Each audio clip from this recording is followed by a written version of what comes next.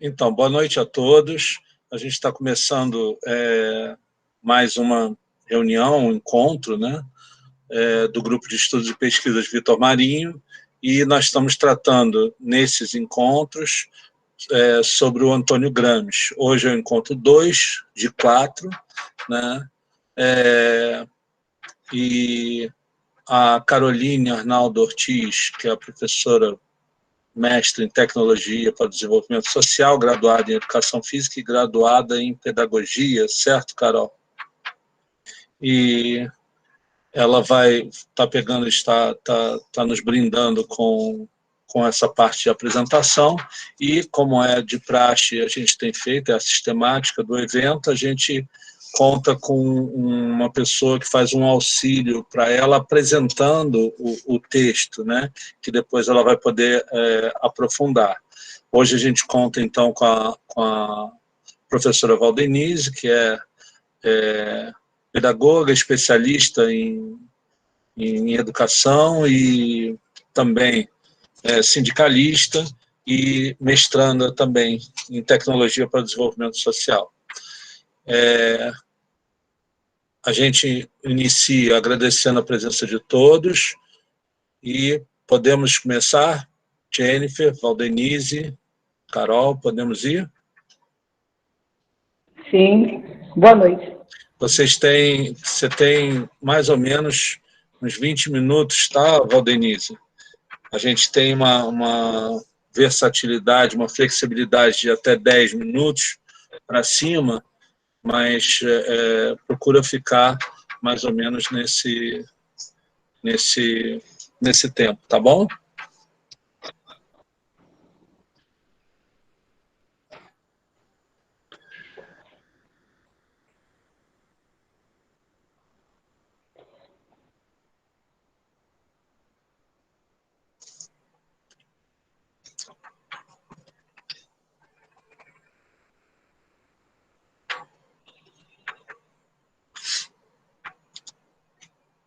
A Jennifer é que está compartilhando a tela, ou Carol?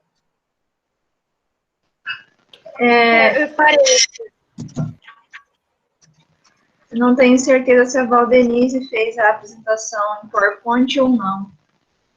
Valdenise? Não então, vou fazer, eu estou com um problema sério no meu notebook. Aí a Carol tentou ajudar no link aí do Google, mas eu não consegui fazer, muito difícil.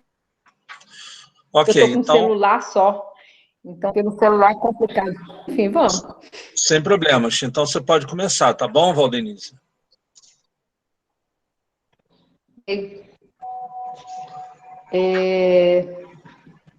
Então, vamos lá, né? No primeiro encontro, a Carol fez assim um resgate, né, sobre a vida de Antônio Gramsci, quem foi esse intelectual, né? E hoje nos cabe a tarefa de falar qual a concepção, né, como que o Gramsci entende a questão dos intelectuais. Só que antes da gente entrar nesse tema, eu gostaria de fazer algumas considerações, né? Primeiro, né, que a questão, o tema de intelectual, ele é presente em toda a obra de Gramsci, né? E o tema sobre a preocupação do Gramsci sobre o intelectual, ele não aparece, não aparece, a primeira vez não aparece nos cadernos do cárcere.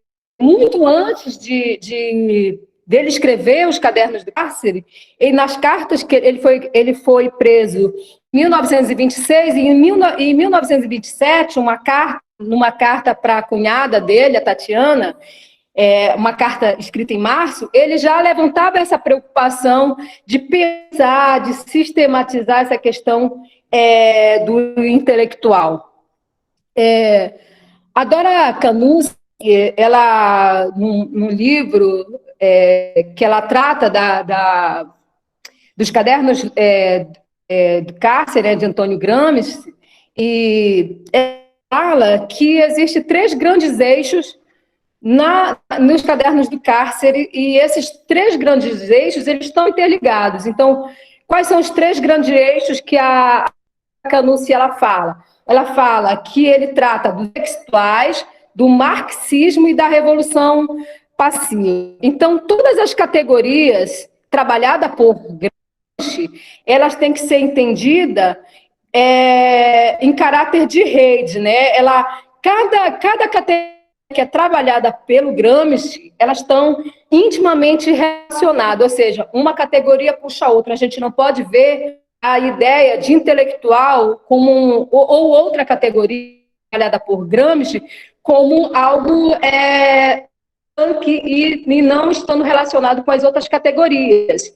Então, Gramsci, ele relaciona cultura, política, hegemonia e subalternidade, né? E ele relaciona vários outros, todas as categorias trabalhadas por Gramsci, elas estão relacionadas. Então, eu gostaria de falar mais com relação à questão da hegemonia, né? Qual o entendimento de hegemonia para Gramsci, né? É uma relação, para ele, é uma relação exercida por um determinado grupo que consegue se tornar hegemônico em relação aos outros grupos da sociedade civil. Então, se existe um grupo que é hegemônico, os outros grupos são subalternos, né? Então, a relação hegemonia e subalternidade e subalternos estão intimamente ligadas. Então, cabe se perguntar, né, como que o subalterno sai da situação de subalternidade. Como que os subalternos, como que os grupos subalternos, eles vão se transformar em hegemônicos. E aí, no próprio caderno, Gramsci, nos cadernos, Gramsci aponta a saída para isso. Qual é a saída para Gramsci? É a organização política. Bem, então, e o Gramsci fala que o subalterno, ele não consegue sozinho sair desta situação de subalternidade, que ele precisa estar organizado contra o classe para poder construir um bloco que vai disputar a hegemonia. Então, aí que aparece a questão do intelectual. Então, Gramsci fala também que toda organização demanda de dirigentes políticos, que não existe organização política sem liderança.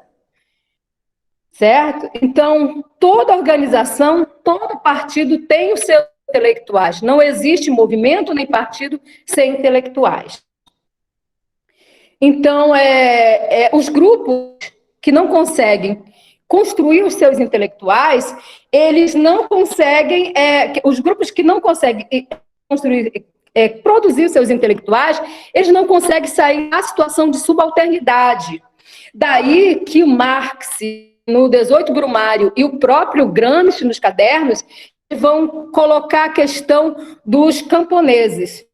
Só que quando o Gramsci e o Marx falam dos camponeses, eles falam de camponeses que viviam em comunidades isoladas, né? Em produções isoladas. E que, pelo fato de estarem isolados, eles não conseguiam se organizar, se ver quanto categoria, quanto classe, para produzir os seus intelectuais. Quando a gente pega e pensa, tenta fazer essa relação com o Brasil, porque a gente tem o MST, né, uma das maiores organizações camponesas que eu tenho, que é tema da minha pesquisa, e que a Carol trabalhou muito bem na dissertação de mestrado, sobre a questão dos intelectuais no MST. A gente não pode fazer uma relação, porque o MST é diferente daquele camponês que o Marx via, que é diferente do camponês que eu via. O MST é organizado por trabalhadores rurais.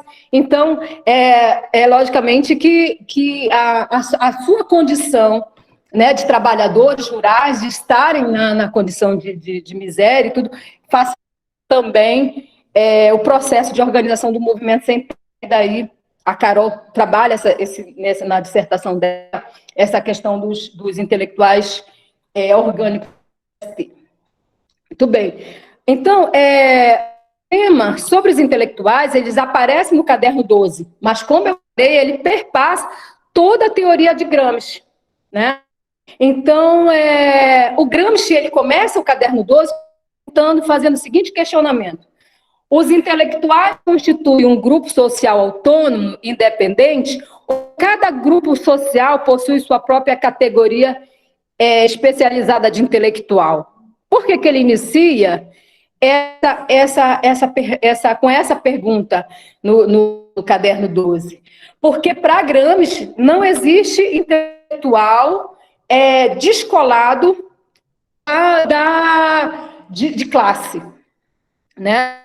Ele faz essa crítica porque ele quer desconstruir a ideia de neutralidade, de dizer que o intelectual, né, a gente não pode pegar o intelectual e achar que ele pensa pelo bem da comunidade, para todos, que ele está descolado da situação de classe, né? E aí ele faz essa discussão porque para ele entende que todo homem é intelectual, mas todo homem vai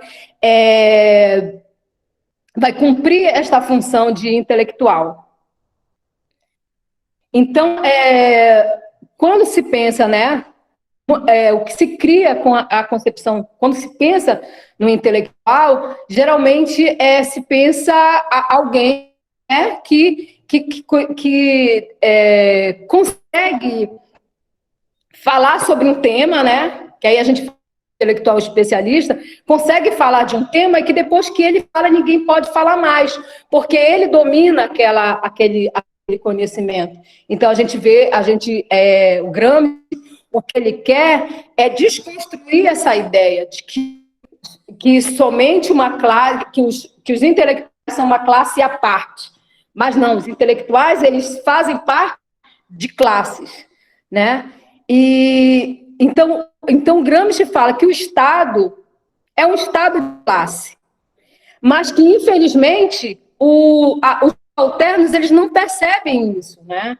E que, muitas das vezes, a fala do intelectual não é perceptível para o subalterno a relação que ele tem com uma classe. A gente pode pegar isso como exemplo, quando a gente pega a votação do Bolsonaro, né? Quantas mulheres votaram no Bolsonaro, né? Sabendo quem é o Bolsonaro, né? Para eles não está claro, eles não se veem como classe. E muitas das vezes os trabalhadores votam em pessoas, né, que não fazem parte da sua classe e que não conseguem perceber. Então, a gente pode perceber na expressão de voto que teve o Bolsonaro. Então, os intelectuais, eles não são um grupo autônomo, eles estão ligados às classes. Bem, então, dito isso, o que acontece? Quando a gente pensa em intelectual também, os trabalhadores, a gente se cria uma certa ideologia de que só pode pensar em política quem é especializado em política. Então, ao pensar isso, ao colocar essa ideia de que só pode falar de política quem é especialista, se cria uma visão daqueles que podem pensar política do trabalhador comum, não é? E que só pode falar de política aqueles que são formados, que tenham, digamos, que tenham um título, que não é um trabalhador comum. Então, quando na eleição, por exemplo, na primeira eleição do Lula, isso foi muito... quando a gente pega a questão da conjuntura brasileira, isso a gente viu muito na primeira eleição do Lula, né? Era um metalúrgico trabalhador em oposição a um doutor, um sociólogo, né? As pessoas mesmo comuns, os trabalhadores, não viam no Lula essa representação, tipo assim, ele não pode porque ele é um trabalhador, então ele não tem a mesma formação do seu opositor. Então, essa formulação, esse pensamento do Gramsci, muito bem naquela conjuntura que foi a primeira eleição do Lula. Então os intelectuais, parte dessa relação de classes, eles fazem parte, eles não são uma categoria à parte, né? Eles não são classe à parte, mas eles estão de um lado ou de outro, ou para manter a hegemonia de uma classe, ou então para formar uma contra-hegemonia. Certo? Então, mas Gramsci, quando ele coloca a discussão sobre o intelectual, na realidade, ele não quer, ele leva para o terreno político, né? Por isso ele fala sobre a questão dos intelectuais, porque ele não quer categorizar o intelectual como intelectual, ele quer colocar dentro de um contexto, mostrar que esses intelectuais eles podem estar a serviço de um grupo, de uma classe. Então, e aí o Gramsci, ele vai dizer que existe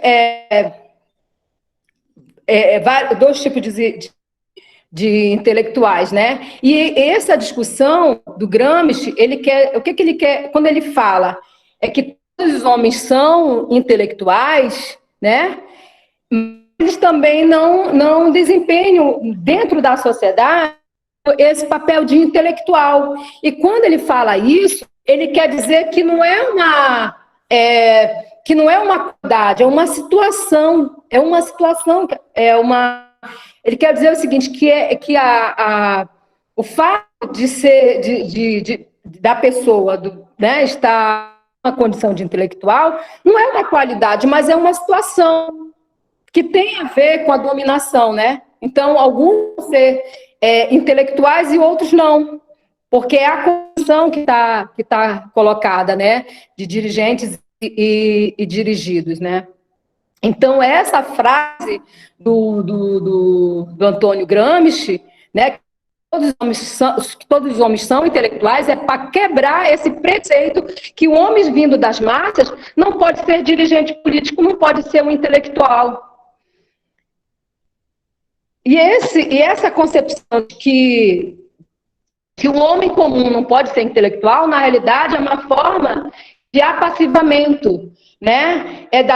Da classe não se vê com possibilidade de ser dirigente, né? De dirigir, de ser uma classe hegemônica.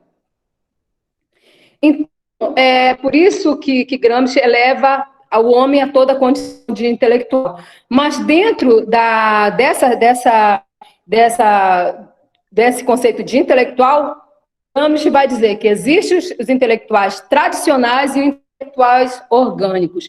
E dentro dessa concepção de intelectual tradicional e intelectual orgânico, o Gramsci vai dizer que os intelectuais tradicionais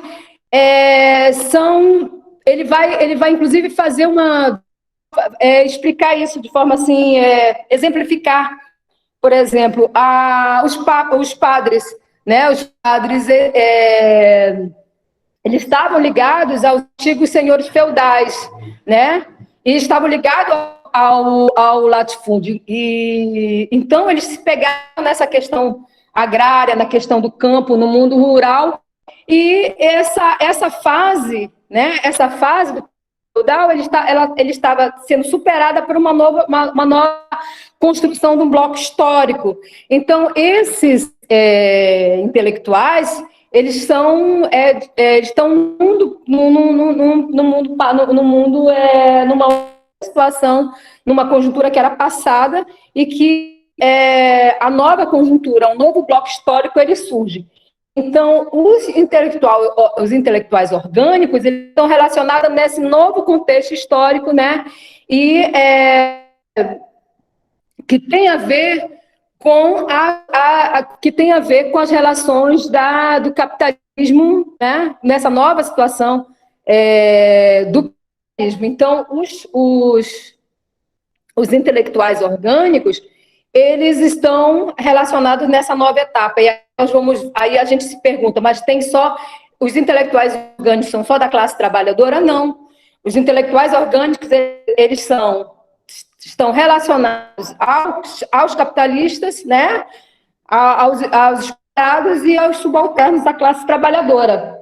Então, eu gostaria de ler, assim, rapidamente, o livro, a página do livro do professor André Malina, quando ele fala sobre a questão dos intelectuais, na página 55.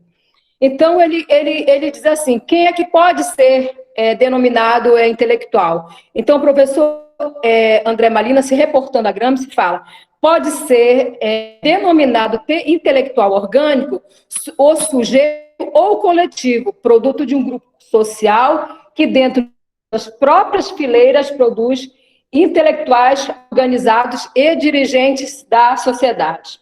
E aí, ele também, professor André Malina, também coloca com relação à questão, ele faz também, se reportando a Gramsci, quem são esses intelectuais tradicionais.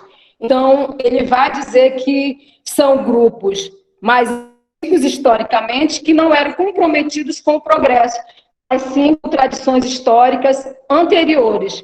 Ele se considerava uma classe paralela às outras, o que seria uma irrealidade pensada na filosofia idealista. Então, o professor André Malina, no livro dele, na página 55 e na página 57, ele traz, né, essas ideias do Antônio Gramsci com relação à questão dos intelectuais, para quem são o intelectual tradicional e quem são os intelectuais orgânicos. Eu queria só saber se eu passei, porque eu falo aí. Carol, você tá... Eu não estou perdida aqui não estou contando. Passou 22 minutos. São 22 minutos que tem, tá? Então, aí, você que sabe, se quiser continuar, ainda tem mais 8. É isso, Oi? Se quiser continuar, então, ainda tem mais 8. Tem mais quanto? 8. Então, os intelectuais hoje, se a gente pensar, se a gente for trazer para a conjuntura, né, for pensar sobre a questão dos intelectuais, nós vamos ver que, por exemplo, vou pegar aí o Terra, que é onde a gente, que é o meu campo de pesquisa, né? Então, o Movimento Sem Terra, a gente vê vários dirigentes que não tem, que a gente pode dizer assim, que não tem formação, não tem anel de doutor, mas são intelectuais orgânicos. Intelectuais orgânicos é aqueles que têm a possibilidade, têm que organizam a classe, né? E que podem, e que ajudam a elevar a consciência de classe. O movimento, dentro do Movimento Sem Terra, e o próprio Movimento Sem Terra, são organizações que cumprem muito bem o papel, né? Penso que o Movimento Sem Terra é o movimento que mais expressa essas ideias com relação à questão do intelectual orgânico.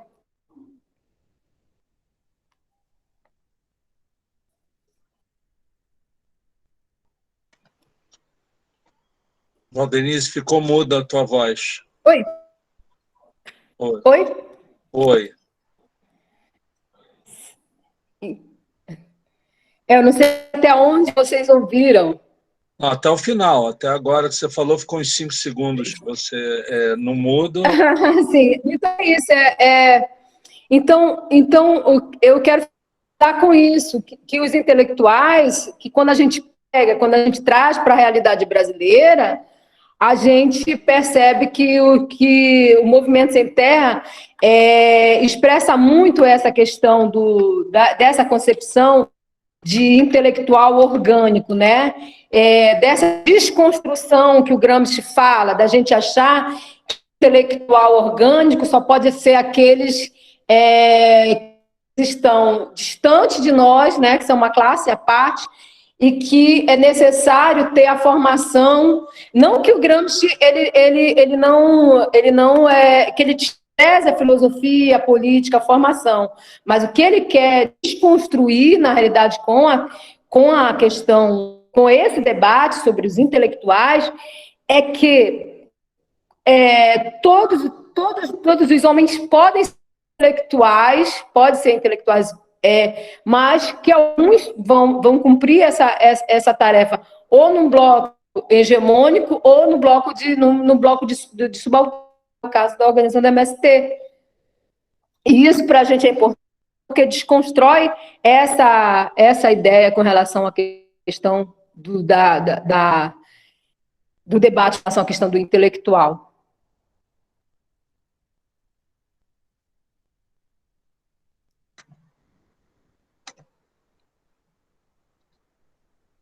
Ok, Valdenise, obrigado. Tá? Queria acrescentar que a Valdenise, ela é uma pessoa que não só esteve e está ligada à questão sindical, né, ao sindicato, mas também foi uma pessoa muito ativa, né, na sua trajetória, na relação com o MST, e ela é oriunda do norte do país, da região do Pará, então ela teve um contato com o MST em condições talvez ainda mais complexas do que o que a gente vê aqui, principalmente no Centro-Sul, né? Então ela tem uma experiência, uma bagagem interessante para que possa dialogar. E ela encaminhou o debate no sentido da questão da relação entre intelectuais e hegemonia. Mas antes da gente pedir a palavra para a Carol, aí eu queria ver se alguém mais quer se manifestar imediatamente, quer colocar alguma coisa, para que a Carol possa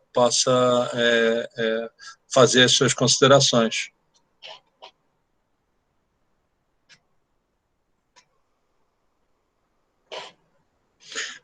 Então, vamos pensando em questões, em perguntas, né?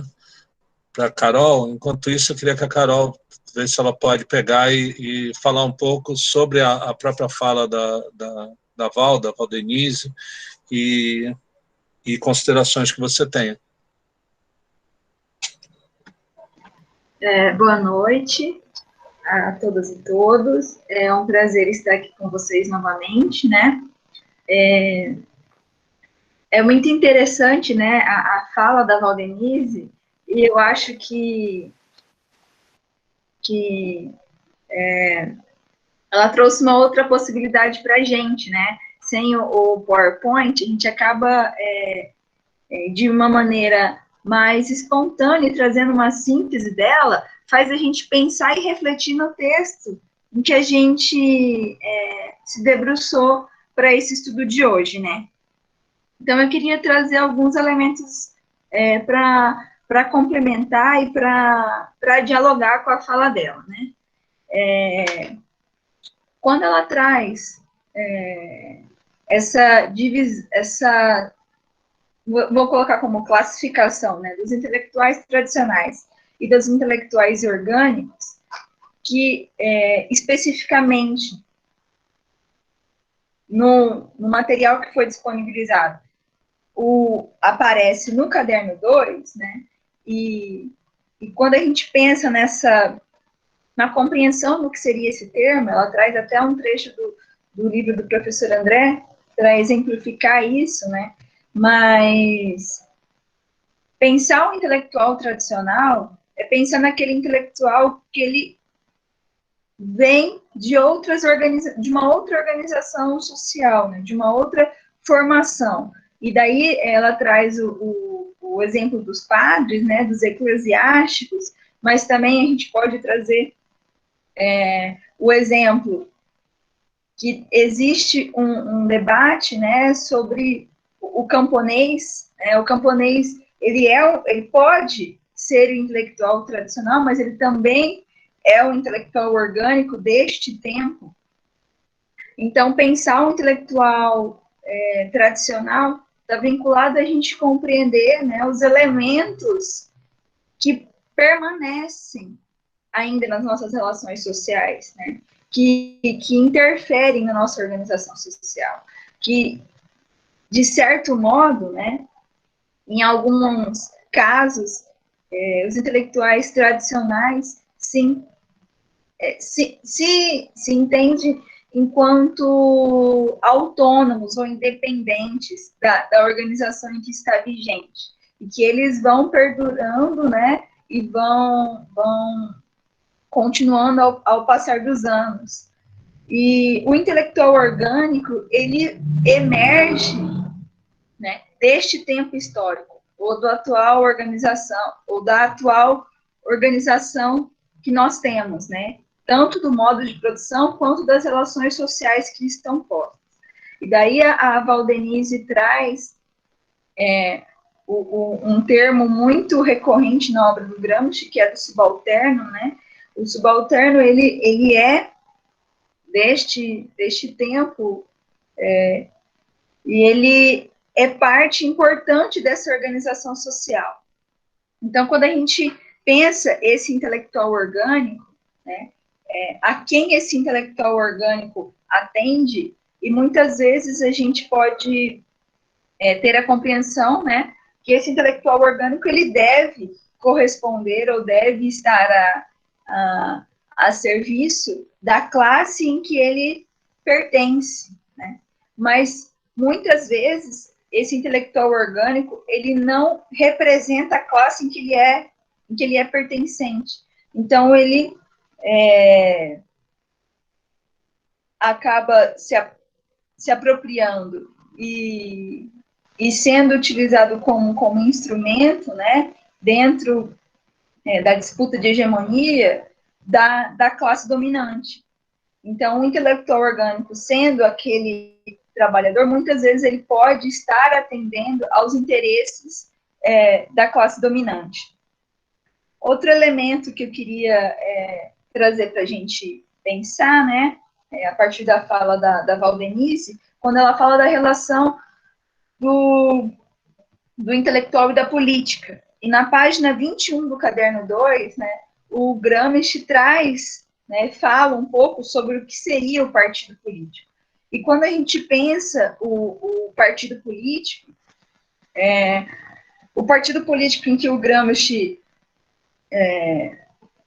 apresenta para a gente, não é esse partido político em que nós visualizamos hoje, principalmente nesse período de campanha eleitoral, né? O partido político, ele é um espaço de organização, de construção coletiva, para pensar as possibilidades de transformação dessa sociedade. E o intelectual, ele se faz presente e importante nesse espaço, para se pensar tudo isso. Uma outra relação importante que a gente tem para pensar é a relação dos intelectuais com a educação, né? Ele também traz nessa página 21 que nós, né, que a educação forma diversos tipos de intelectuais, e que uma sociedade, uma forma da gente entender uma sociedade é a partir desse projeto de educação que ela tem, né? E dessa forma de formar intelectuais que a sociedade coloca. Então, existem vários tipos de intelectuais e que a gente pode denominar como especializações, né? E a Valdenise frisa bem aquela frase do Gramsci quando falam que todos são intelectuais, né? Mas nem todos vão exercer essa função na sociedade, que é muito do que ela apresentou para a gente, né? E do que, quando a gente vai aos cadernos, ele apresenta para a gente, né? Esse intelectual é uma função que ele vai exercer na sociedade. E essa função deve estar vinculada a uma mudança, ou efetivamente uma intervenção na sociedade. Ele traz também, na página 22, uma diferenciação entre intelectual rural e intelectual urbano, né? E as aproximações que esses intelectuais têm da classificação de intelectual tradicional e intelectual orgânico. né? E daí ele apresenta, né, que o intelectual rural ele está mais aproximado do intelectual tradicional e que o intelectual urbano ele está mais aproximado do intelectual orgânico. Mas, na minha compreensão, né, na leitura que eu faço, essa compreensão está vinculada à forma ou como essas organizações, esse modo de vida se deu, né? O modo de vida no campo, né, rural, se deu antes da organização das cidades em si. Então, por isso, essas aproximações. Outro ponto em que ele apresenta, né, na página 30, ele traz, e ao longo do texto, ele traz um pouco da formação do intelectual em vários países, mas daí ele traz, né, a formação na América Latina, né, a formação na América Central, e que essa formação desses intelectuais se deram vinculado às camadas, né, religiosas, ou vinculada à religião, à igreja, né, e em especial ao catolicismo, e a questão agrária, né, dos latifúndios. E se a gente for olhar para a nossa realidade hoje, né, da América Latina e da sociedade brasileira, esses elementos não estão distantes, né? Essa interferência nas nossas relações sociais, na nossa vida, né, na nossa sociedade, ainda estão presentes, né? A religião, a igreja, o latifúndio, né, o agronegócio que nós temos hoje. Então, são elementos para a gente pensar. E para fechar esse breve comentário, né, ele traz na página 52 a questão do intelectual e do intelectual. Ele diz que não existe não intelectual, né? Qualquer atividade em que a gente esteja realizando, existe uma atividade intelectual ali. Então, é importante a gente frisar isso e em diálogo com o que a Valdenise disse, né, de reforçar, né, que o intelectual não precisa ser aquela pessoa que domina, né, dos saberes enciclopédicos, mas o intelectual é aquele que organiza a sua classe, que tenta intervir na realidade, tenta transformar a realidade. E, para fechar, acabei pulando, né, no caderno 1, os textos do caderno 1, é um pouco para a gente pensar, né, o que é o homem, né, e o que é essa humanidade, o que nos constitui, né, o que nos faz ser o que somos. Né, essa relação do indivíduo com os outros indivíduos, com a natureza, a transformação, isso está presente na constituição do que seriam esses intelectuais.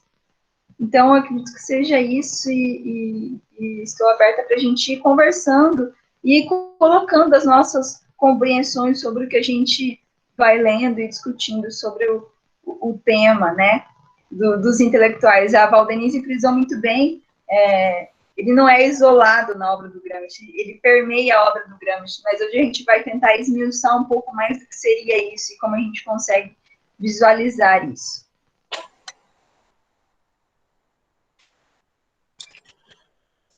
Obrigado, Carol.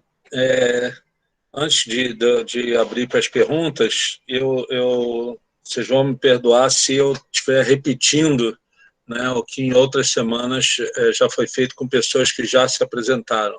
Mas eu estou vendo aqui a Caroline Flor, que eu não lembro de tê-la visto antes. Né? Tudo bem, Caroline? E também o George, o seu sobrenome ele é bastante conhecido, né? Eu imagino que seja um complemento, não deve ser o seu sobrenome, porque é o mesmo sobrenome do Lenin, né? Então, acredito que não seja George, então, se você puder falar com a gente também. George Ilyich Ulyanov.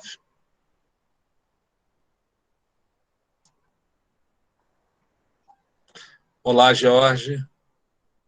Tudo bem?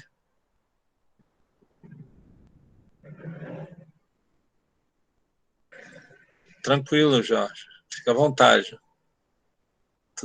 Fica à vontade, tá, Jorge? É Jorge, não, Jorge eu sei que é, né? É que o sobrenome é que é curioso, né? Sim, ficou bom, Jorge Litt Ulianov. E Caroline, nos ouve?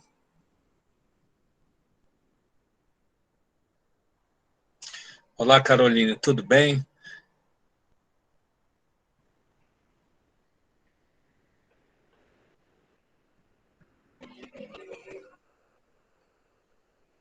Então, prazer de vocês estarem aqui. Boa noite para você. Esse é o primeiro encontro, seja muito bem-vindo. Tá? Aqui tem pessoas de variados temas, disciplinas, formações, etc. Tá?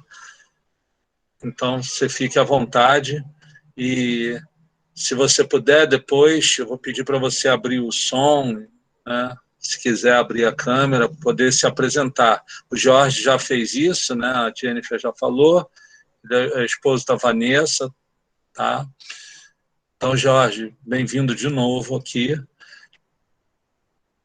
E agora eu vou abrir para as perguntas, novamente, para vocês fazerem não só perguntas, mas colocações que vocês queiram.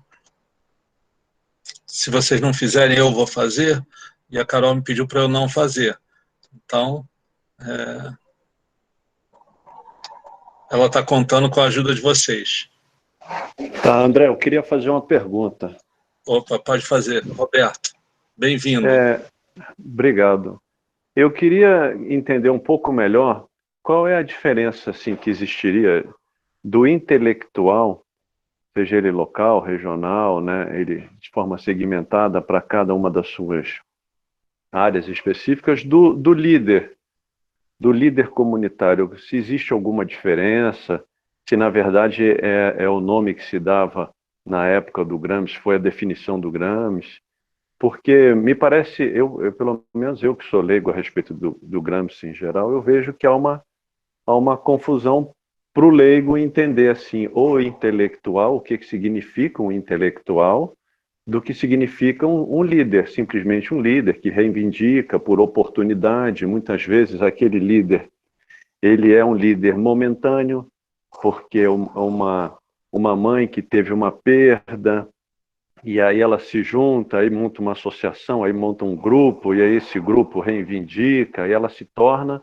uma líder eventual, ou um líder eventual por um caso específico. E existe aquele líder, que é aquela pessoa que tem a veia política, que ela já nasceu para aquilo desde pequeno, ela assume, ela é um representante de classe.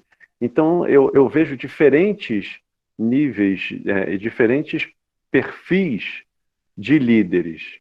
E aí eu queria ver se o Gramsci, em algum ponto, ele traz essa diferenciação do intelectual para o líder, e se existem níveis diferentes, ou se não for o caso de níveis, uma questão de nível, mas categorias diferentes. Ok, Roberto, obrigado pela pergunta. E se tiver mais alguém, se a Carol não se importar dela responder a mais de uma pergunta, se tiver mais alguém, aí depois a gente abre uma nova rodada. Se não, encaminha essa questão, esse questionamento para o Roberto, do Roberto, e aí a Carol pode fazer essa diferenciação. Oi, Ailton, tudo bem? Boa noite. Boa noite, tudo tranquilo? Tudo bem? Eu gostaria de fazer um comentário e pedir um pouquinho sobre tem a ver com o que o Roberto falou, eu acho. Assim, uma relação, né? Não é exatamente o que... Então, boa noite, né, a todas e todos. É um prazer estar aqui novamente, fazendo essa discussão, principalmente no momento que a gente vive, né? Eu gostaria de... uma coisa que eu achei muito importante, de uma forma geral, no texto, mas que aparece um pouco, que aparece logo no início da discussão, deixa eu olhar aqui, se eu não me engano, para não falar... acho que no segundo bloco É sobre a relação indivíduo-gênero humano que eu coloquei aqui, né? Quando ele vai dizer que, Carol falou um pouco também sobre todo homem é filósofo, né? Então, assim, eu acho que isso é importante para mim, a relação indivíduo-gênero humano, que né, todos nós que fazemos parte da espécie humana temos a capacidade, né, de refletir a respeito das questões afetas a nós, né, enquanto indivíduo e enquanto sociedade, na relação com a natureza. E que não dá e que a burguesia faz isso, esconde isso muito bem, né? Eu acho isso importante, que ele vai dar o exemplo do administrador, né? Fica parecendo que o administrador é um técnico apenas, mas Gramsci vai dizer que é um intelectual também, né? E que tem relações não, intelectual não, filósofo, né? Que tem que, vamos dizer assim, dissemina na sua prática a filosofia da classe burguesa, né? E que isso é uma... Então, acho que isso é uma coisa que a gente não se atém muito, né? Eu digo isso porque quando a gente assiste, ele vai dizer que na administração, na economia política, ele diz, né, Gramsci aí, ainda não tinha essa cisão, porque hoje eu acho que isso é uma coisa muito negativa, separar a economia de economia política, né? Existem os economistas como se eles só tratassem das questões econômicas, existem as questões relatas à política. Então, acho que essa discussão indivíduo-gênero humano, que ele vai fazer logo no início do texto que foi disponibilizado para a gente ler, é importante a gente, né, se ater a isso, né? Então, nós filósofos somos, e eu acho que isso aí, no sentido de pensar, por exemplo, a mesma coisa sobre o intelectual, né? Como é que isso vai ser, se eu gostaria de que isso que fosse mais desenvolvido, não sei se para Carol ou para outra pessoa que queira discutir, como isso vai se aplicar à educação, né? Porque, por exemplo, no aspecto técnico do administrador, do economista, do político, isso a gente consegue fazer um pouco essa separação, mas a gente, professor, né? Nós professores, tanto da educação superior quanto da educação básica, né? Como é que ficaria essa... Né? Porque aí a gente trabalha com o aspecto, ele vai discutir um pouco da questão de teoria e prática, né? Trabalho intelectual, trabalho manual, mas como é que ficaria isso para o professor, né, que trabalha diretamente, vamos dizer assim, com a produção teórica, vamos dizer, né? Entendendo aqui também que não tem essa separação, porque desde as práticas mais simples tem teoria aí, por conta do gênero humano, né? Tem teoria aí. Então, eu gostaria de destacar essa relação indivíduo-gênero humano para a gente entender. Então, todos nós somos, que ele vai dizer que somos filósofos, que não existe o não filósofo. Então, todo mundo... Agora tem os filósofos profissionais, que ele vai dizer, né? Que seria o especialista, né? Então, essa relação eu queria que fosse mais explorada, fazendo uma relação um pouco com a educação. A gente que é professor, que está, vamos dizer assim, discutindo mais diretamente com questões filosóficas, teria só os professores que estão, vamos dizer assim, na categoria de filósofos comuns, e teriam os intelectuais orgânicos, os líderes na nossa. Como é que ficaria essa relação? Na verdade, é uma curiosidade uma curiosidade não, uma questão que apareceu enquanto eu lia o texto na exposição aqui, então, se fosse possível, para a gente pensar um pouco nisso. Era isso. Obrigado. Nada, mais alguém?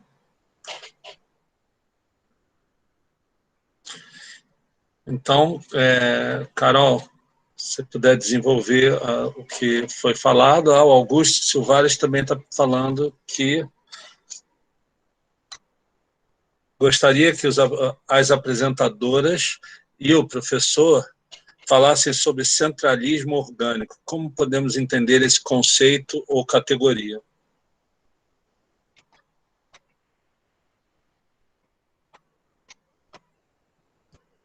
Carol?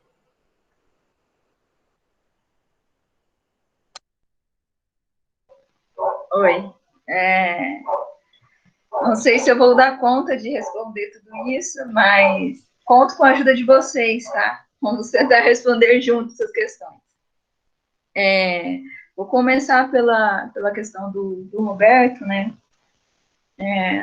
O Gramsci, quando ele se debruça, né, para discutir a questão dos intelectuais, e no início do caderno 2, ele traz, né, que existem várias possibilidades, né, de se entender ou de se classificar o que seriam os intelectuais, e que ele destaca essas duas, né. O que eu queria destacar é que ele faz essa classificação tomando como centralidade as relações sociais, né, as relações sociais de forma ampliada, de maneira geral. Então, ele traz essa classificação para a gente tentar entender como as relações sociais, essa disputa de hegemonia, se dão. Então, quando você traz a questão do intelectual e do líder comunitário, né, ele não trata esse termo na obra, ou eu desconheço isso na obra, né, mas a gente pode entender esse líder comunitário hoje, dependendo de como ele intervém, como um intelectual orgânico, né? Mas ele pode ser um intelectual orgânico que esteja atendendo, né, e eu posso estar ficando repetitiva, mas eu vou tentar explorar para ficar um pouco mais claro. Ele pode estar atendendo às necessidades da sua classe, né, em responder ou dar respostas, ou buscar soluções, ou ele pode estar atendendo aos interesses da classe dominante. Daí eu vou fazer um paralelo com a questão do Ailton, quando ele faz a pergunta sobre a relação do intelectual com a educação, né? E quando eu trago a formação de intelectuais e a educação está vinculada, né, pertence a esse processo, é que esse projeto de educação que nós temos, né, e os projetos de educação que estão postos, eles têm um projeto de intelectual a ser formado. E eu vou trazer um exemplo, né, alguns exemplos.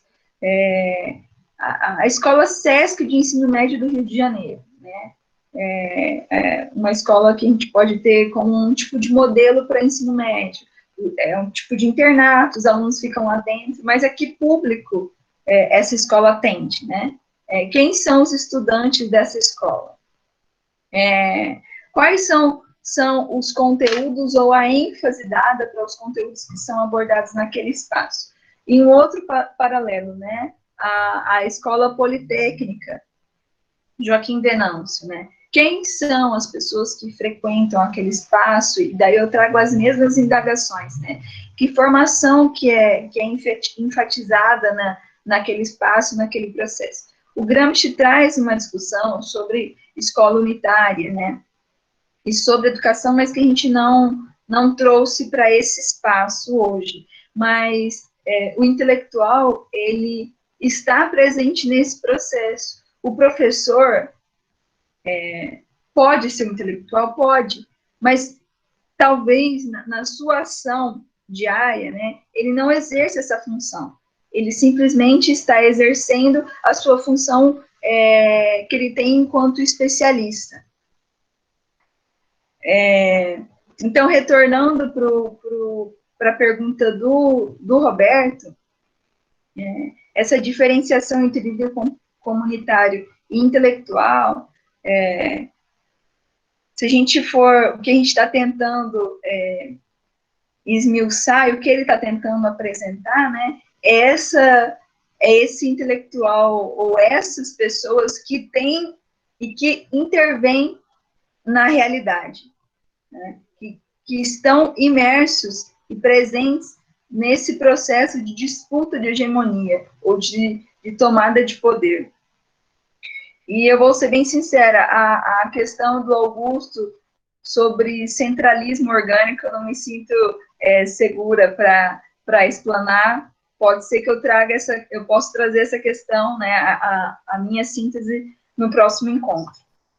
Deixa eu enfim, problematizar, né, qual é a questão do centralismo orgânico. Isso é um debate nesse texto, ele tem algumas passagens que, nesse texto que está aqui como caderno 1, né, ele traz algumas passagens onde faz uma discussão, mas essa discussão ela não remonta aos próprios cadernos. Ela é anterior, né, e ela é uma discussão em torno da formação do Partido Comunista Italiano. Tá?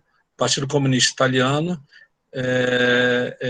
tinha uma pessoa, né, cujo nome eu vou pronunciar mais ou menos, é Bordiga, ele que expressava essa ideia de centralismo orgânico como algo,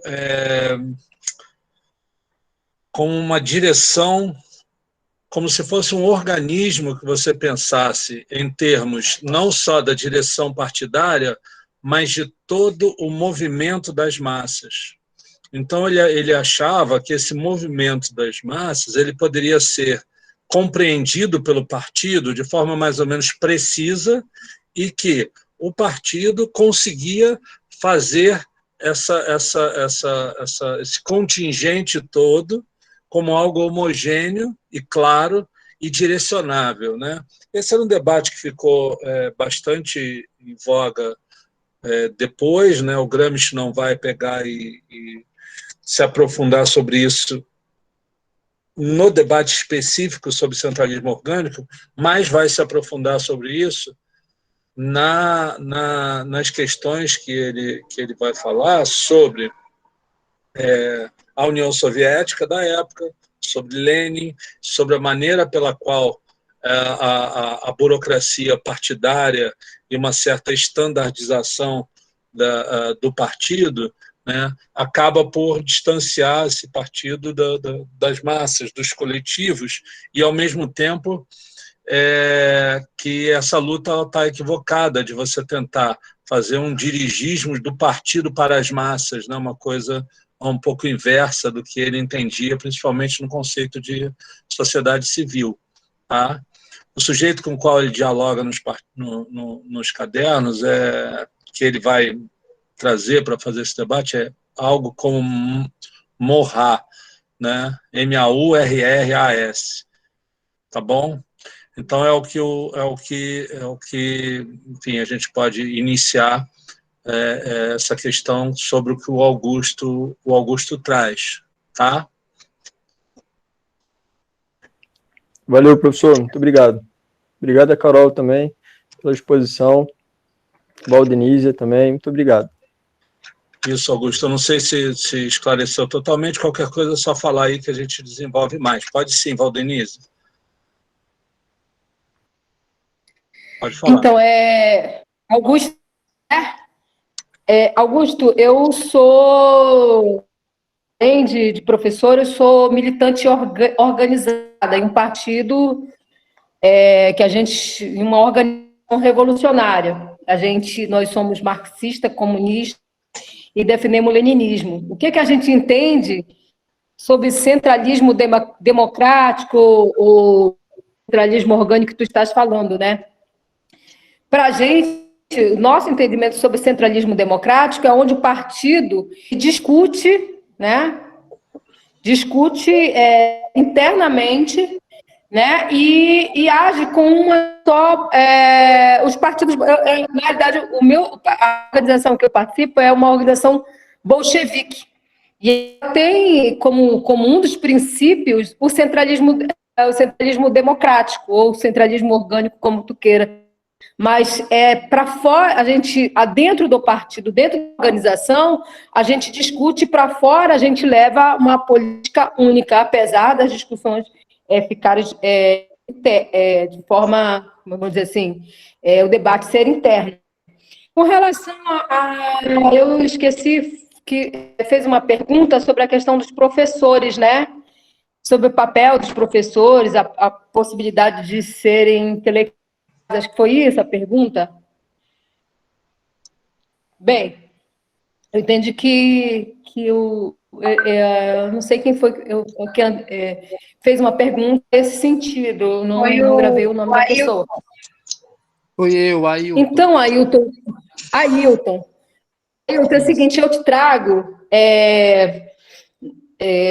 um livro da professora, né, da professora Ângela, que fala Fundamentos da Teoria Curricular para a Reformulação dos Projetos Pedagógicos em Educação Física. Nesse livro, a professora Ângela, na página 44 e 45, ela vai falar da questão do intelectual orgânico, do intelectual em Gramsci, e ela vai trazer esse debate para a questão do papel do professor. E ela vai estar colocando, né, o que é o entendimento sobre o intelectual orgânico e o intelectual tradicional, e aí depois ela vai dizer assim, eu vou ler para ti, ó. O intelectual orgânico atuante é aquele que emerge do seu social, conquistando posição de destaque e liderança no exercício de sua capacidade plena profissional. Por exemplo, em busca de novas ordens sociais, seu papel social. Já aqueles intelectuais que reproduzem ideias de grupos com tradições históricas anteriores, descomprometidos com o progresso, são chamados tradicionais. Então, ela faz essa, né, a partir das ideias de Gramsci, ela faz essa leitura. E aí ela vai dizer o seguinte, no terceiro parágrafo da página 45 do livro dela, ela vai dizer assim, ó, o professor, nessa perspectiva, pode ser considerado intelectual orgânico, atuante ou tradicional, de acordo com o local e tempo histórico onde está situado, porque emerge de um grupo social dos professores e se destaca no papel de liderança que exerce diante dos seus alunos e da comunidade.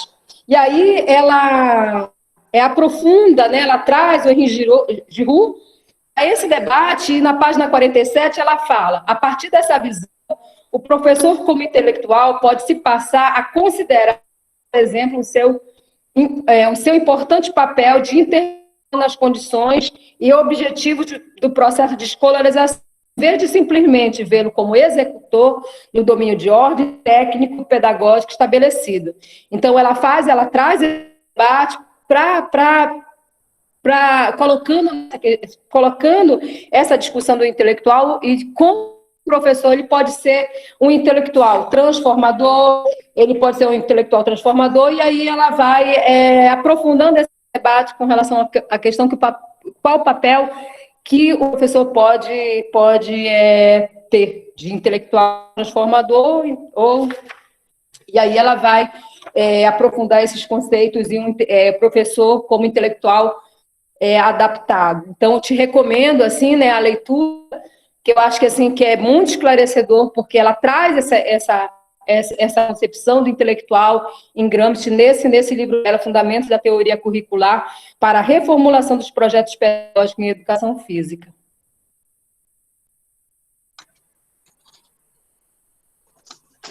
Então, eu vou insistir um pouquinho, né, sobre a questão dessa conceituação entre intelectual orgânico e intelectual tradicional, né, que é para ficar suficientemente, né, compreendido, enfim, ou pelo menos problematizado, né? Imaginem o seguinte, o Gramsci, nós não podemos fazer uma leitura anacrônica do Gramsci. O Gramsci, ele viveu numa época, né, que nós estamos em uma outra época, né? Dentro do mesmo modo de produção, mas em outra época. Então, quando ele está pensando em como organizar a sua proposição teórica, ele está observando o crescimento dos centros urbanos no mundo, e especialmente na Itália, de forma que havia um desenvolvimento das forças produtivas muito rápido, bastante acelerado, né? E que depois tem todas as complicações econômicas, quando ele já estava preso, em 1929, com a crise, a chamada depressão, Grande Depressão, né? Mas ele, ao observar isso, ele aposta, né, que as transformações sociais decorrentes do desenvolvimento dessas forças produtivas, elas acabam por consolidar um modo de produção, que é o modo de produção capitalista, né, mas que já está em um processo de transformação relativamente avançado no que se chama de Ocidente.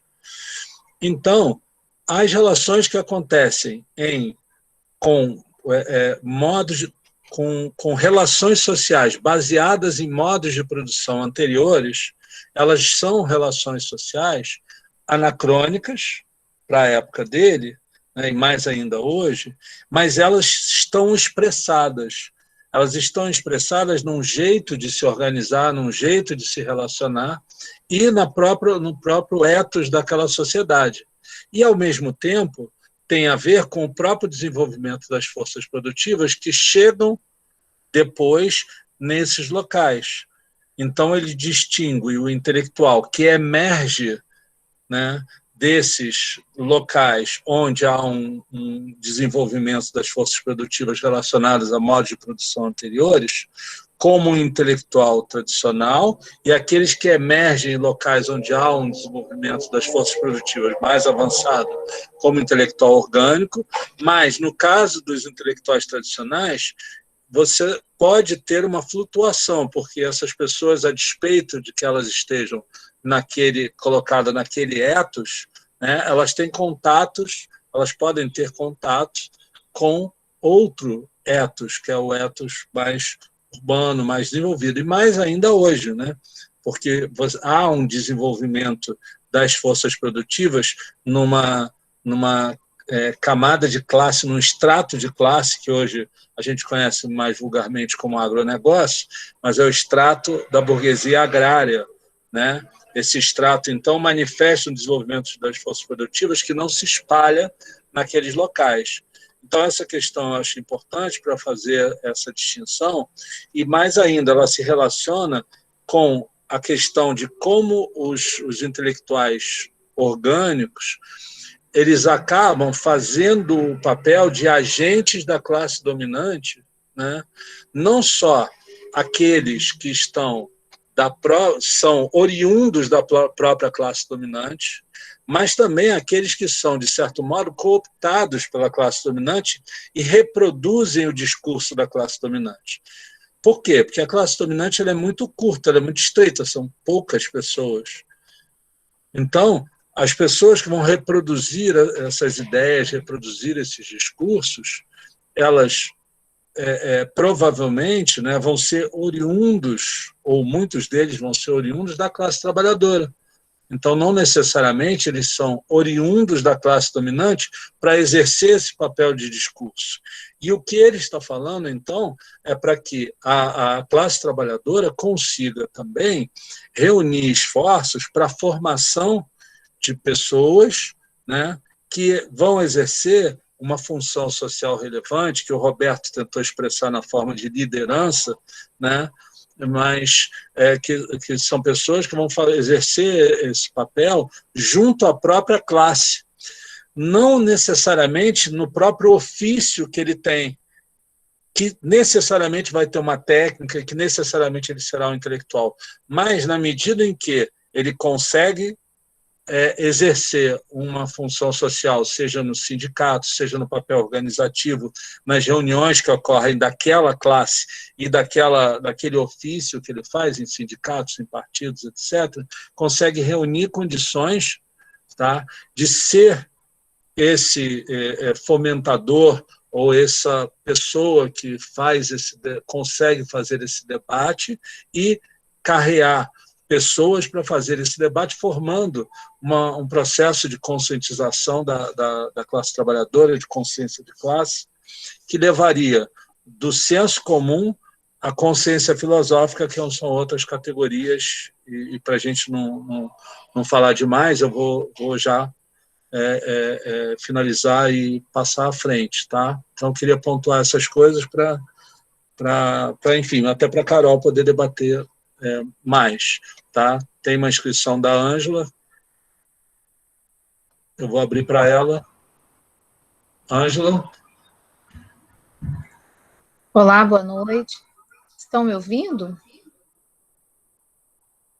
Todos me ouvem? Sim. Ok. como eu fui citada aí, né, eu me senti aqui na obrigação de trazer aqui algumas reflexões, né, e me provocaram aqui, né, com essa questão do professor, né, que o Ailton trouxe, e aí a Val Denise aí ampliou um pouquinho, e lembrou um texto aí que eu registro em livro, mas assim, eu queria trazer algumas reflexões e também um questionamento para a Carol aí desdobrar. Nesse texto que a Valdenise cita, eu estou falando, eu estou tentando compreender os referenciais apropriados por um autor chamado Henri Giroux. Ele vai falar do papel do professor intelectual, que ele vai chamar como sendo um papel de intelectual transformador. E aí ele discute, a partir dessa referência de intelectual transformador, o papel que o professor tem na sociedade. E aí, como é que ele vai discutir esse conceito? Ele vai discutir justamente partindo do intelectual do Gramsci. E o Gramsci, para pensar o intelectual, ele relaciona ao papel social. Embora o André tenha dito que necessariamente não é necessário a gente estar diretamente vinculado à sua função específica de atuação profissional, é mais fácil compreendermos esse papel dentro do campo de atuação profissional que a gente exerce. E aí a pergunta do Ailton é pertinente nesse sentido, porque ele pergunta, quer dizer, qual então seria o papel do professor na sociedade? E qual é esse papel que nós assumimos enquanto intelectual? E aí eu acho que o Giroux, até 1992, ele está mais aproximado de um referencial epistemológico marxista, e aí ele faz esse debate a partir do Gramsci, também se apropriando um pouco do Paulo Freire para discutir o conceito de emancipação, e aí ele constrói uma compreensão que ele chama de uma tipologia do professor intelectual.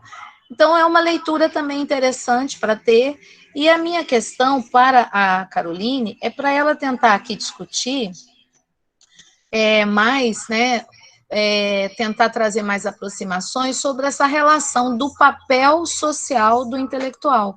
Como é a sua leitura, como é que você estabelece essa síntese, como você conseguiu pensar, né, e trazer alguma reflexão, uma síntese sobre essa questão.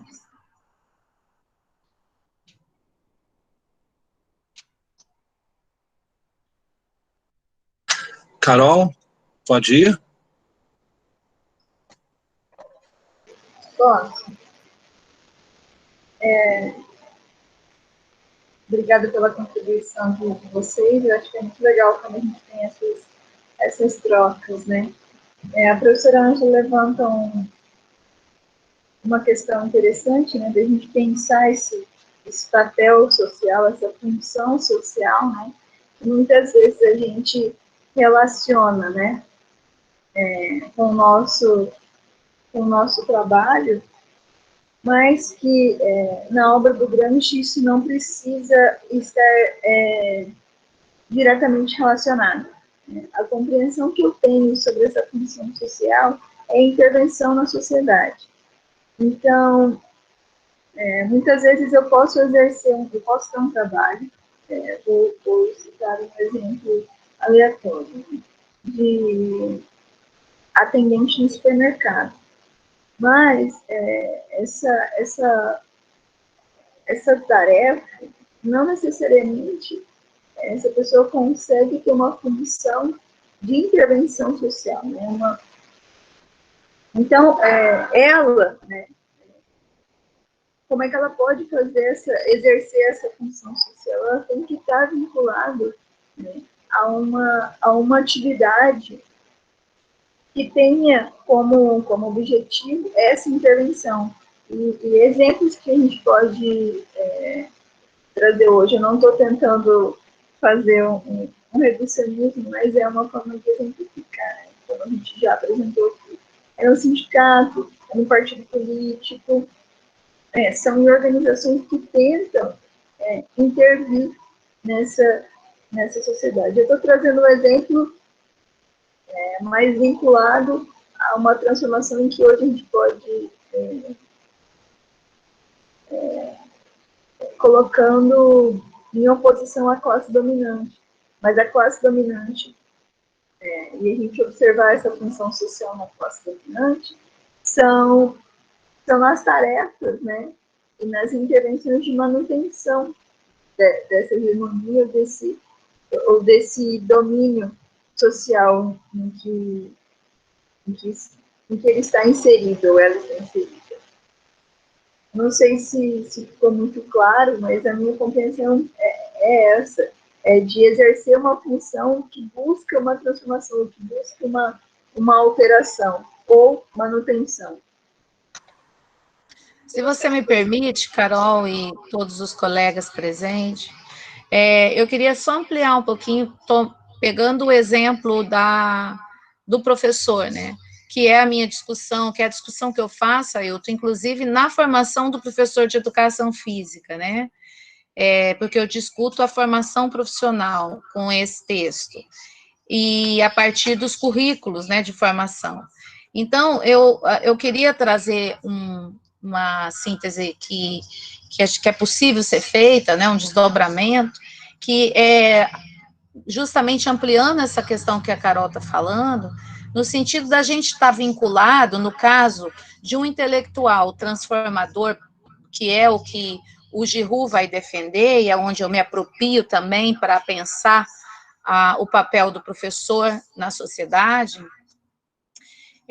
vinculado a essa relação de transformação. Ou seja, então ele está ligado a mudanças, né, onde ele traz uma frase que é bem marcante, que ele diz assim, é o fazer pedagógico crítico, né, o fazer pedagógico com uma crítica. E aí ele faz esse debate, essa discussão e desdobra, trazendo outros tipos também de função que o professor exerce na sociedade, que é o professor adaptado, o professor hegemônico, o professor crítico. Porque às vezes a gente confunde, né, acha o crítico com o transformador. Para o Giroux tem diferença. E aí ele vai discorrer sobre esses conceitos que ele aborda. Eu vou provocar o Alexandre, que ele está fazendo um debate agora sobre isso na dissertação dele, para ele também contribuir aqui com o debate. Alexandre, você foi citado aqui.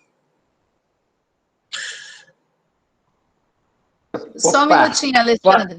Só um minutinho, Alexandre. Alexandre.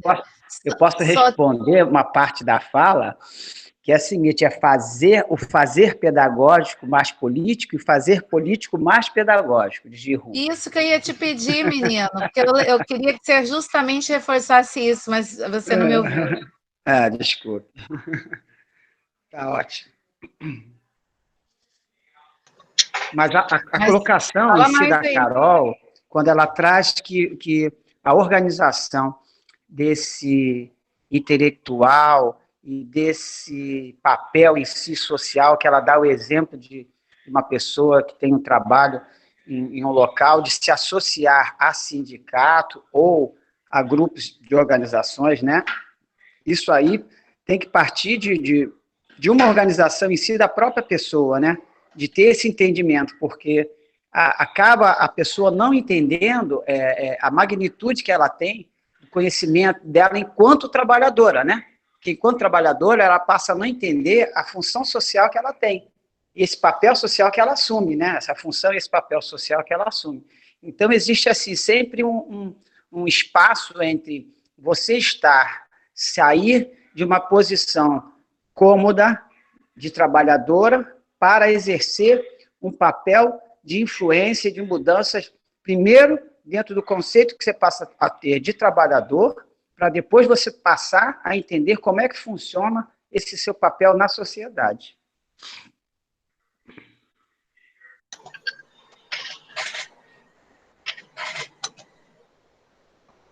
Muito bem. O Alexandre, como é mesmo que é a frase? É o fazer pedagógico com fundamento político. E o fazer político com fundamento pedagógico, é isso? Isso. Isso é a professora Ângela que delimitou também na própria sua tese de doutorado, tá? Assim, vocês podem ainda falar, tá? Ainda tem um tempinho aí para a gente falar. Então, já que foi falado bastante na questão pedagógica, né, eu vou antes de passar para a Carol, também fazer uma pequena consideração para a gente especificar a questão do Gramsci, né? O Gramsci tem um debate sobre a escola, né? A estruturação da escola. E ele tem um debate sobre a função pedagógica. E a questão dos intelectuais, ela vai estar tanto voltada para uma questão quanto para outra.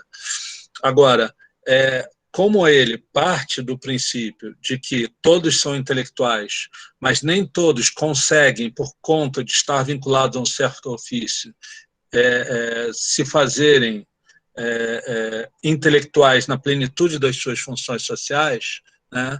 Eles não têm, muitas vezes, as pessoas que são qualquer função, trabalham no escritório, ou são trabalhadores comuns, são um motorista de ônibus ou de um caminhão, ou a pessoa que trabalha no supermercado. Existem diferentes funções onde o próprio ofício, que guarda alguma técnica ou alguma questão intelectual, não permite que você consiga exercer esse papel social na sua plenitude, ou seja, não consiga dialogar com os seus pares e, ao mesmo tempo, ter esse crescimento intelectual que te permite, inclusive, liderar processos de compreensão, intervenção e organização da cultura. E organização da cultura é um termo-chave para a gente compreender o papel do intelectual, né? O intelectual é um organizador da cultura. Isso não quer dizer que a pessoa não tenha que se fundamentar ao máximo, ou seja, estudar ao máximo para se fundamentar, para poder qualificar a sua intervenção. Por isso, do senso comum à consciência filosófica. Então, é essa maneira pela qual os trabalhadores, que aparentemente são trabalhadores comuns, que eles se organizem. Tá? Tanto que depois, quando ele vai falar na estruturação da educação, ele vai falar nos processos de autogestão, quando ele vai falar do princípio educativo, etc., ele vai discutir, né, a escola da questão do princípio educativo e da questão da pedagogia no interior dos espaços do trabalhador. Tá? Então, dito isso, o professor tem esse, digamos, vamos chamar de privilégio, ou seja, o ofício já lida com muitas pessoas, né? Então já exerce esse papel inerente ao próprio ofício, mas nem todos os trabalhadores são assim, né? E também o professor, com os seus pares, etc., também tem na formação sindical, na formação do partido. Mas eu queria colocar para a Carol, né, que todo esse processo ele se insere num elemento que a Carol e a Valdenise também têm como muito caros, né, que são os movimentos sociais. E aí entra o MST, mas também entram um monte de movimentos sociais que hoje não se resumem só a uma relação direta com partidos políticos. Então, se conseguiu fazer com que houvesse movimentos sociais que também têm relação com partidos políticos, mas alguns que também não são, mas exercem uma potente relação de organização de trabalhadores. E aí entra no que o Roberto falou, de comunidades, etc., que têm organizações próprias.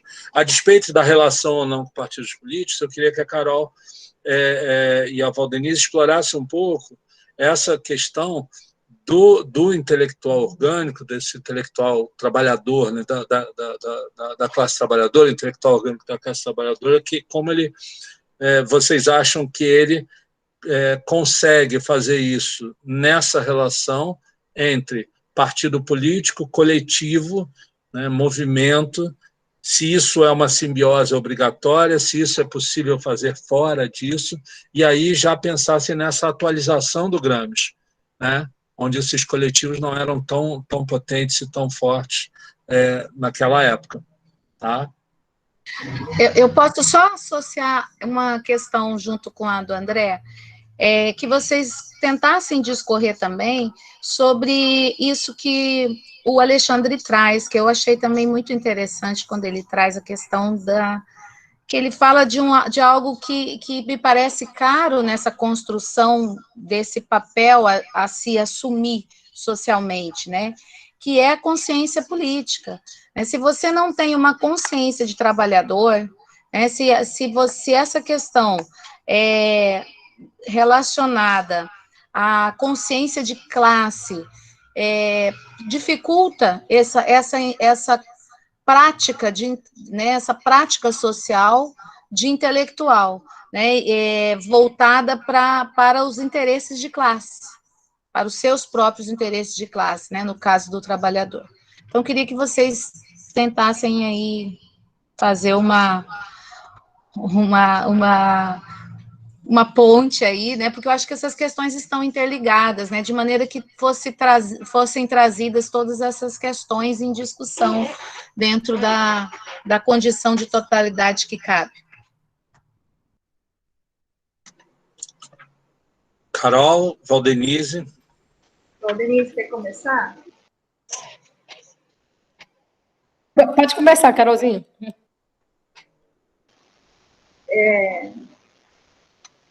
Então, eu vou começar pela questão da cultura que o professor André levantou, né? Que o Gramsci compreende, né? Uma das formas de compreender a cultura a partir do Gramsci é ultrapassar essa concepção do ser culto do saber enciclopédico por si só. Né? Traz a questão ele traz, né, a compreensão do eu interior, da pessoa entender o seu local na sociedade, né? Que papel ele ocupa, da onde ele fala, que classe ele está vinculado. Então, essa compreensão está vinculada a essas aulas que a gente acabou conversando aqui hoje, né? Essa compreensão de cultura, né, do sujeito se entender, né, entender a que momento histórico ele está vinculado, qual é o pertencimento dele, nos faz facilitar essas outras questões. Então, eu queria fazer uma passagem da página 221 do caderno, que está no volume 1, está vinculado ao caderno 11, né? Aqui a página em cima está destacada. Que ele fala, né? A passagem do saber ao compreender, ao sentir, e vice-versa. Do sentir ao compreender, ao saber, o elemento popular sente, mas nem sempre compreende ou sabe. O elemento intelectual sabe, mas nem sempre compreende, ou ao menos ainda sente. Então, está um pouco vinculado ao que a gente está conversando, né? Do elemento de tentar compreender essas aproximações do elemento intelectual do elemento popular, né? Da pessoa que está sentindo, da pessoa que sabe. E como é que a gente faz essas aproximações e essa relação entre saber, compreender e sentir? E logo em seguida ele coloca, né? O erro do intelectual consiste em acreditar que se possa saber sem compreender, e principalmente sem sentir e estar apaixonado.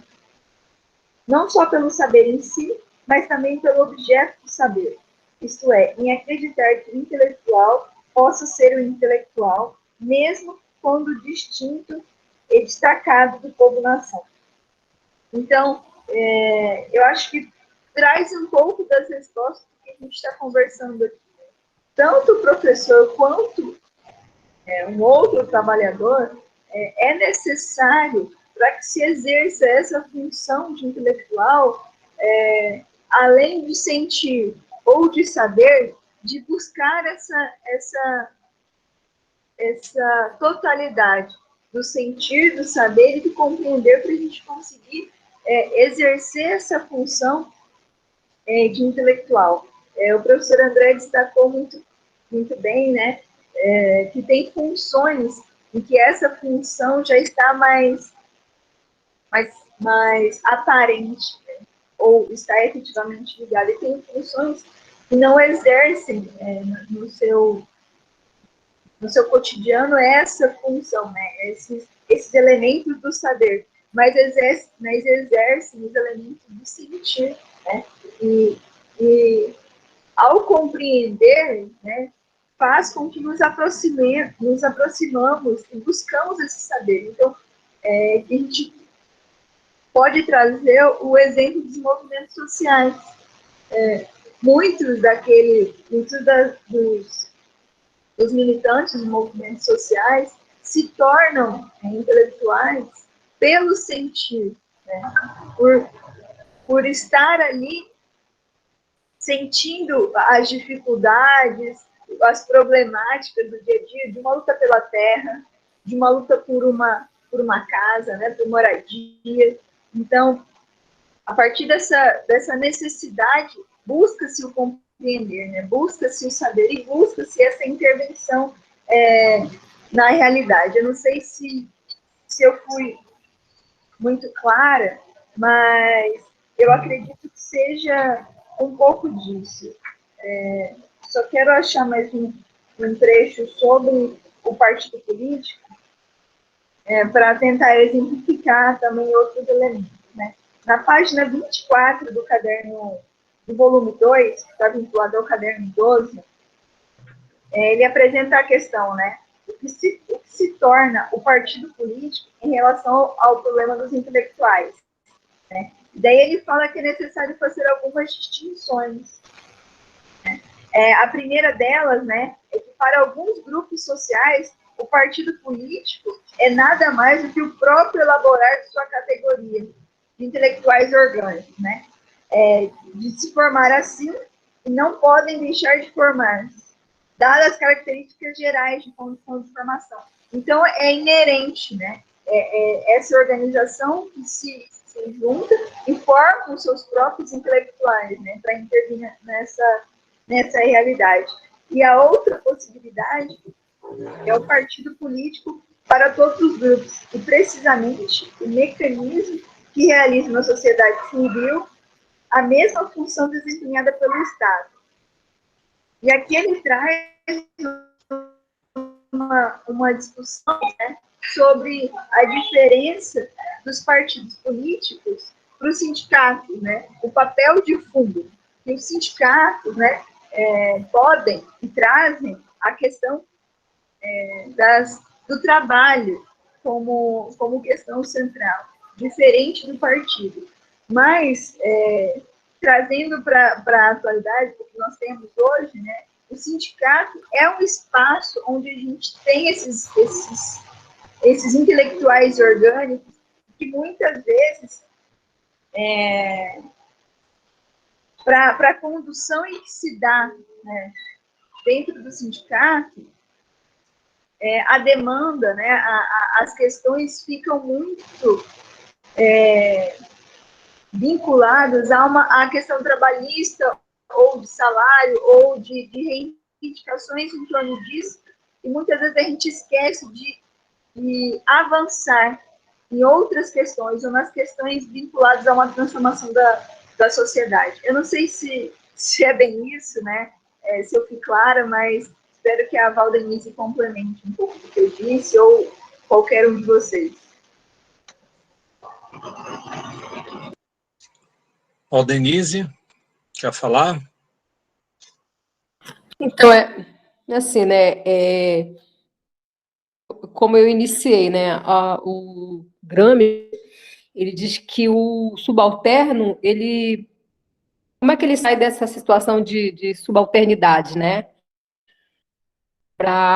Ele diz que não sai sozinho, né? E que ele precisa, e aí que o papel da organização ou de partido, movimento, ele vai ter, que não existe, né, dentro não existe partido e movimento sem intelectuais, sem dirigentes, sem o dirigente, né? E aí, qual é o papel que cumpre o dirigente? É de mostrar, né, de ajudar, vou colocar assim, exemplificar, na sua organização, essa possibilidade, de se ver quanto classe, né? Então, o Gramsci, ele vai definir o intelectual a partir da relação com a classe, do seu compromisso com a classe, né? Então, o intelectual orgânico, ele não é necessariamente um cara que estudou, sim, é que ele cumpre essa função de organização dentro de organizar, né, de direção e organização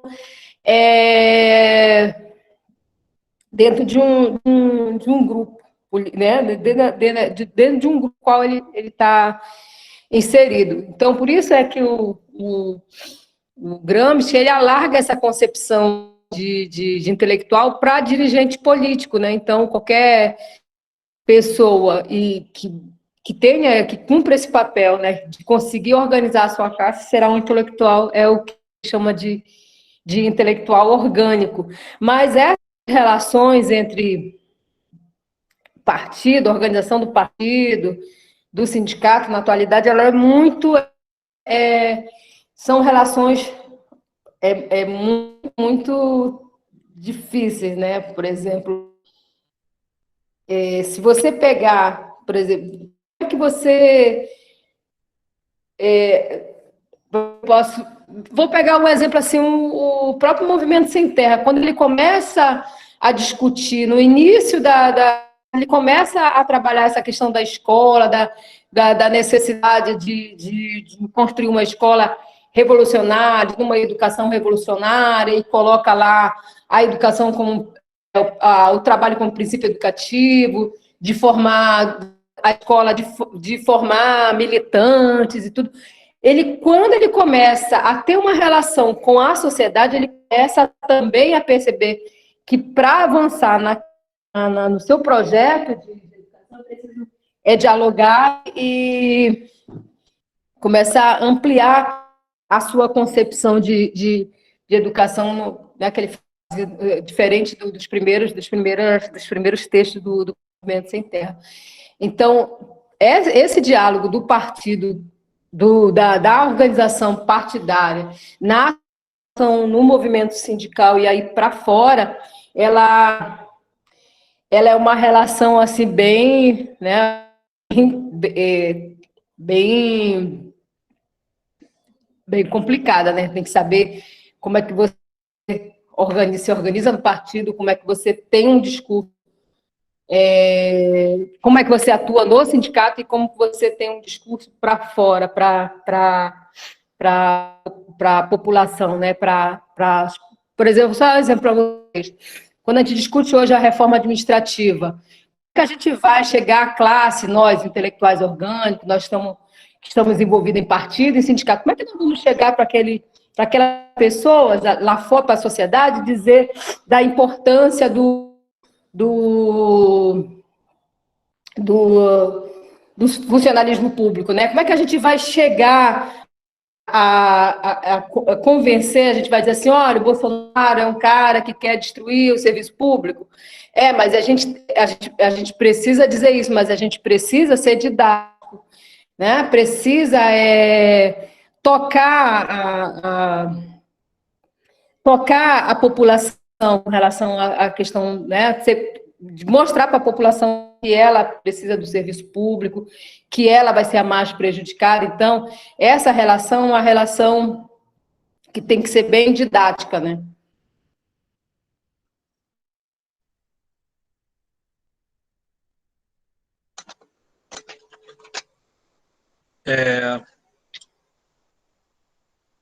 Alguém tem mais alguma colocação para fazer?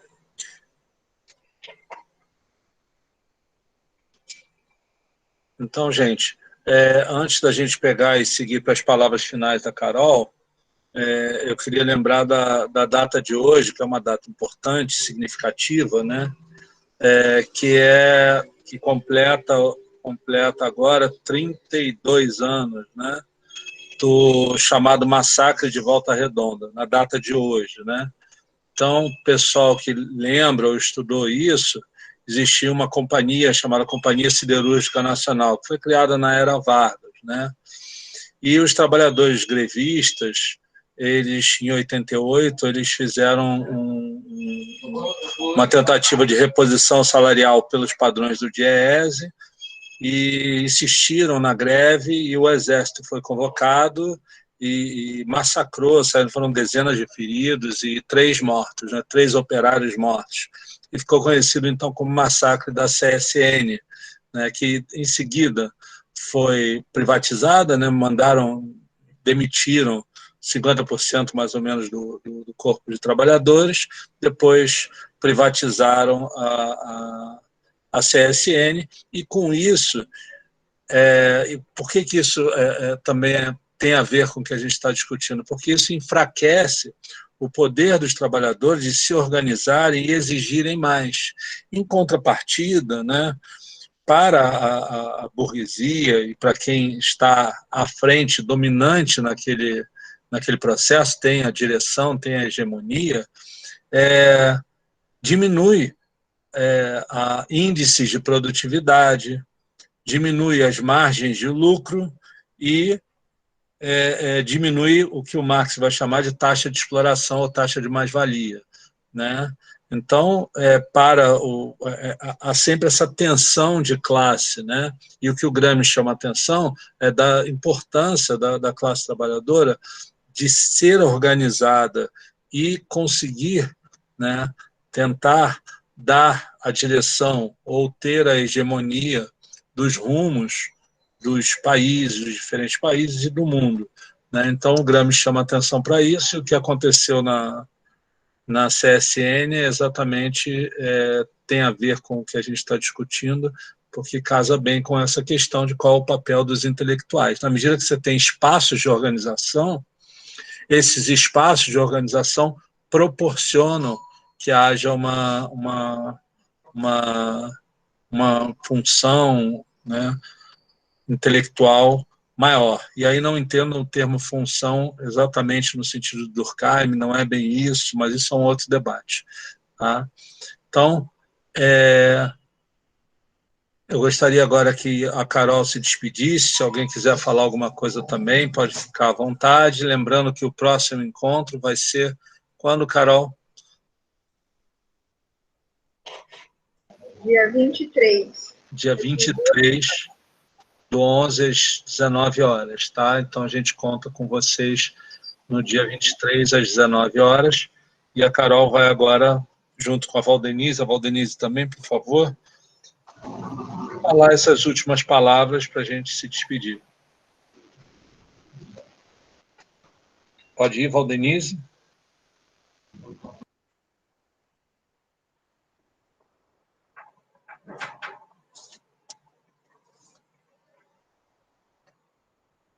Nos ouve, Valdenise? Oi! Está meio complicado. Bem, eu queria terminar com uma frase do Gramsci, né? Ele diz assim, odeio os indiferentes. Acredito que viver significa tomar partido. Não podem existir apenas homens estranhos à cidade. Quem verdadeiramente vive não pode deixar de ser cidadão e partidário. Indiferença é abulia, parasitismo, covardia. Não é vida, por isso odeio os indiferentes. Então, ele faz um convite a gente a tomar partido, né? Acho que tomar partido sobre da gente se colocar sobre o que aconteceu mais recentemente, né? Da decisão da justiça com relação à questão do estupro, né? A questão da Marielle, a questão da reforma administrativa tão colocada, a gente precisa tomar partido, a gente não pode ser indiferente a todas essas lutas, porque essas lutas fazem parte da disputa, né, de classes, e a gente precisa estar inserido nesses processos.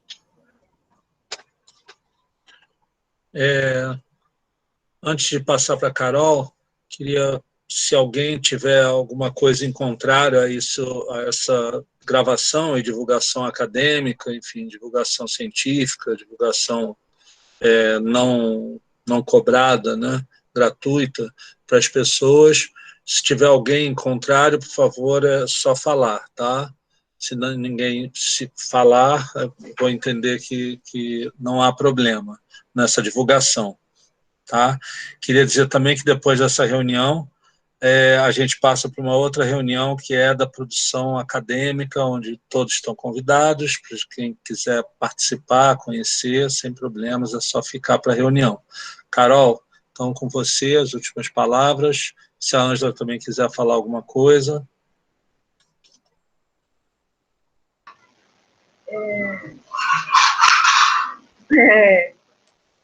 Eu queria agradecer, né? Acho que a Valdenise fechou muito bem, trazendo um trecho dos indiferentes. E queria concluir, assim, agradecendo, mas falando que a gente ainda vai desdobrar, né, a questão dos intelectuais, vai tentar esmiuçar um pouco mais. No próximo encontro, como eu coloquei aqui, a gente vai discutir alguns capítulos do livro do professor André Malina, principalmente esmiuçando essa questão intelectual e hegemonia. Então, a gente vai retomar essa discussão sobre os intelectuais e avançar um pouco mais nos elementos como a hegemonia. Então, estão todos convidados. Eu queria novamente agradecer o encontro de hoje. A gente colocou aqui ao lado também o nosso site, o canal do YouTube e o Instagram, e a gente também tem o Facebook. Então, a gente divulga e compartilha os materiais nesses canais. A gravação nós vamos colocar no Drive, sim, Augusto.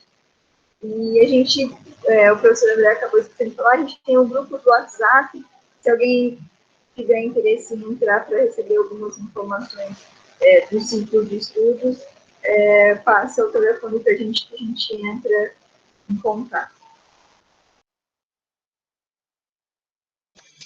Ok, Carol, não esquece de divulgar também essa gravação nessas redes sociais, que são redes sociais que as pessoas podem acessar e ter também esse acesso, né, ao resultado daquilo que todos vocês, eu também, fizemos em torno de divulgação do conhecimento mesmo, daquilo que a gente está discutindo. Tá bom? Muito obrigado. Nominalmente a Ailton, Alexandre, Vilar, Ângela, Augusto Silvares, Caio Fernando, Carol, Geise, Jennifer, José, Madelon, Mariana, Rafael, Roberto, Valdenise, Vanessa, Wellington e aqueles que não puderam ficar até o final. Um abraço e até o próximo encontro.